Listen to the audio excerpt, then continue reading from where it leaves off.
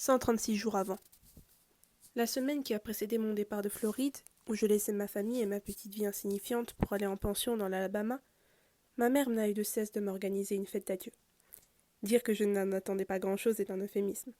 Plus ou moins obligée, j'ai invité mes camarades de classe, la bande de nazes du cours d'art dramatique et les blaireaux du cours d'anglais que, contraint et forcé, je côtoyais à la cafétéria lugubre de mon lycée, en sachant pertinemment que personne ne viendrait.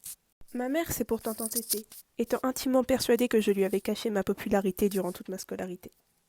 Elle a préparé presque une soupière de sauce artichaut. Elle a décoré le salon de serpentins verts et jaunes, les couleurs de mon nouveau bahut, a disposé 2 douzaines de petits pétards tout autour de la table basse. En ce fameux dernier vendredi, alors que j'avais pratiquement bouclé mes valises, elle s'est assise à 16h56 sur le canapé du salon à côté de mon père et a attendu patiemment l'arrivée de la cavalerie des au revoir à Miles. La dite cavalerie s'est résumée en tout et pour tout à 2 individus. Mary Lawson, une toute petite blonde avec des lunettes rectangulaires, et son copain un peu fort, pour être gentil, Will. « Salut Miles !» a dit Mary en s'asseyant. « Salut !» ai-je répondu. « Tu as passé un bon été ?» a demandé Will. « Pas mal. Et toi ?»« Correct. On a fait Jésus-Christ Superstar. J'ai donné un coup de main au décor. » Mary était la lumière, a précisé Will. « Sympa !» ai-je approuvé en hochant la tête d'un air entendu. Et c'en était quasi fini de nos sujets de conversation. J'aurais pu poser 2 ou 3 questions sur Jésus-Christ Superstar, sauf que 1. Je ne savais pas de quoi il s'agissait, 2. Je m'en fichais, et 3. L'échange de banalités n'avait jamais été mon fort.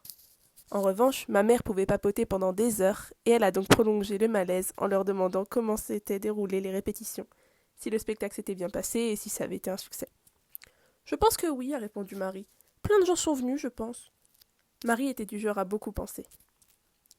On est juste passé te dire au revoir, a finalement annoncé Will. Il faut que je raccompagne Marie avant 6h. Amuse-toi bien en pension, Miles.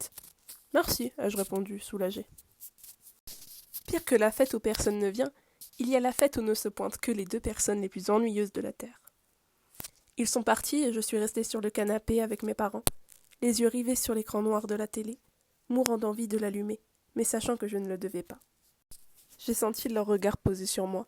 Ils s'attendaient sans doute à ce que je fonde en larmes ou quelque chose du même ordre, comme si je n'avais pas pensé depuis le début que ça se passerait comme ça. Je n'en avais pas douté une seconde. Ils devaient me plaindre en plongeant leurs chips dans la sauce artichaut initialement prévue pour mes copains imaginaires. Mais ils étaient plus à plaindre que je ne l'étais. Je n'étais pas déçue. Mes attentes avaient été comblées. « C'est pour ça que tu veux partir, Miles ?» a demandé ma mère. J'ai réfléchi quelques instants, en m'efforçant de ne pas la regarder. « Non, ai-je répondu. « Alors c'est pourquoi ?» a-t-elle insisté. Ce n'était pas la première fois qu'elle posait la question. Maman n'était pas particulièrement emballée à l'idée de me laisser partir en pension et n'en faisait pas mystère. « C'est à cause de moi ?» a demandé papa. Il avait fait ses études à Culver Creek, le fameux pensionnat où j'allais, comme ses 2 frères et tous leurs enfants. L'idée que je marche dans ses pas n'était pas pour lui déplaire. Mes oncles m'avaient raconté qu'il s'y était taillé une sacrée réputation en conjuguant réussite dans toutes les matières et chahut monumental. La vie y semblait plus intéressante qu'en Floride. Mais non, ça n'avait rien à voir avec papa. Enfin, pas tout à fait. « Ne bougez pas, ai-je dit. Je suis allée dans son bureau prendre la biographie de François Rabelais. J'adorais les biographies d'auteurs, même si, comme c'était le cas avec Rabelais, je n'avais jamais lu aucune de leurs œuvres. J'ai feuilleté les dernières pages à la recherche de la citation soulignée.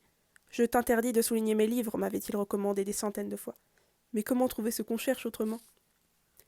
Donc ce type, ai-je dit de la porte du salon. François Rabelais, le poète, a dit sur son lit de mort « Je pars en quête d'un grand peut-être. Voilà ma raison. Je ne veux pas attendre d'être mort pour partir en quête du grand peut-être. » Et ils ne m'ont plus posé de questions. J'étais en quête d'un grand peut-être, et tous 2 savaient aussi bien que moi que ce n'était pas au contact des semblables de Will et de Marie que je le trouverais. Je suis retournée m'asseoir sur le canapé entre mon père et ma mère. Papa a posé son bras autour de mes épaules, et on est resté comme ça, sans rien dire, pendant un long moment, jusqu'à ce que personne ne voie plus d'inconvénient à ce qu'on allume la télé. Alors on a mangé des chips à la sauce artichaut en regardant la chaîne historique, et au palmarès des fêtes d'adieu, celle-ci n'était certainement pas la pire.